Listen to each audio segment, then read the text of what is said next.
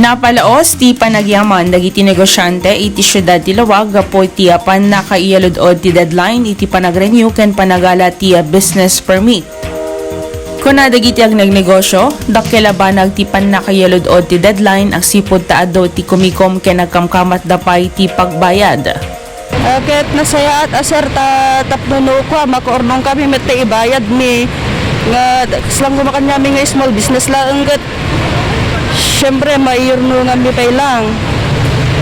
Dakam nga business owner sir nasaya at met kap nun alisto lang ti processing numini sa nga lokasyon ti pag-securean mi ket nasaya at met ka na iyaludod.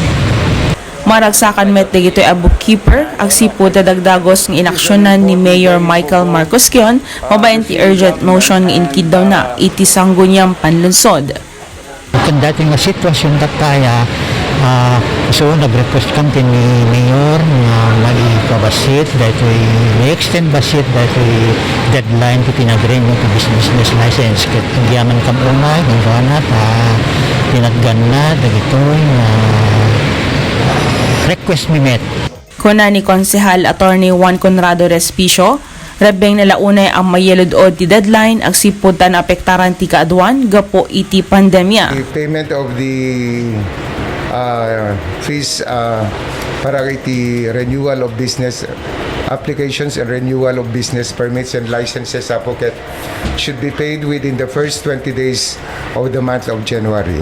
Ngem nakita tayo nga gapo iti COVID-19 pandemic ken naafektaran iti operation iti Office of the City Treasury, naafektaran iti panagputi dagiti tattao dito iti siyudad ti Lawag ken ti probinsya ti Ilocos Norte gaputan ay inkadeng iti Interagency Task Force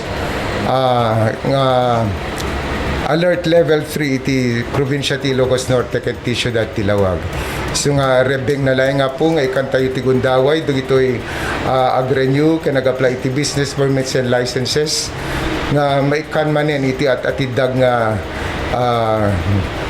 aldaw tapno no ma-comply dagitoy nga reglamento apo. So nga ti nagnunumuan iti sangguniang panlunsod iti siyudad ti Lawag ket the extension ket up to February 15. Patyen met ti City Treasury Office ang makapagsagana anasaya at tigito ang negosyante ag sipod na watiwat ti dandani makabulan apawayway. Kala panagyaman ko dito sir tas makita tayo dupudok manipod pa idi nang rugi dito barong atawen dupudok dagito yung may agrenew ket since nga nag level 3 tayo ket talagang adutihan naman ko umay nga personally.